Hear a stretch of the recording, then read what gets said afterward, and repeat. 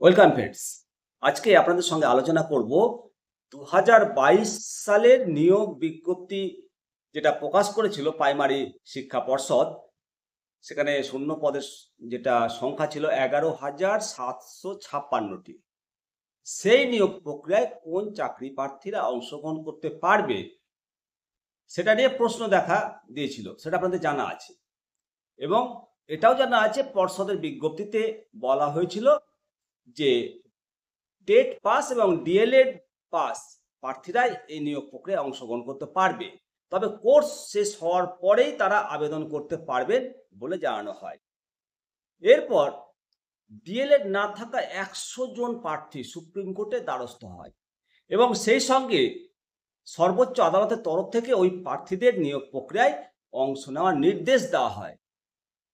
এবার হাইকোর্ট জানিয়ে দিল যে এনআইএস থেকে যারা পাস করেছে, প্রায় শতাধিক চাকরি প্রার্থী ডিএলএড পাস করেছে, 2022 সালের নিয়োগ প্রক্রিয়ায় এদেরকে অংশগ্রহণ করার সুযোগ দিতে হবে, এরাও অংশ নিতে পারবে।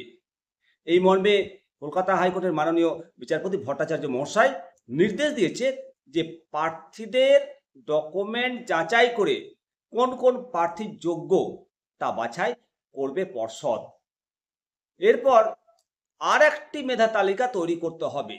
সংশ্লিষ্ট চাকরি প্রার্থীদের নিয়োগ প্রক্রিয়ায় অংশগ্রহণ করার বন্দোবস্ত করার নির্দেশ দিয়েছে মহামান্য কলকাতা হাইকোর্ট। এদিকে জানা যাচ্ছে যে হাইকোর্টের মামলাকারীদের বক্তব্য, 30শে মে পর্ষদের জারি করা বিজ্ঞপ্তিতে বলা হয়েছিল যে শীর্ষ আদালতের মামলাকারীরাই আবেদন করতে পারবেন। উচ্চ আদালতের মামলাকারীদের অভিযোগ, পর্ষদের এই সিদ্ধান্ত সুপ্রিম কোর্টের পরিপন্থী।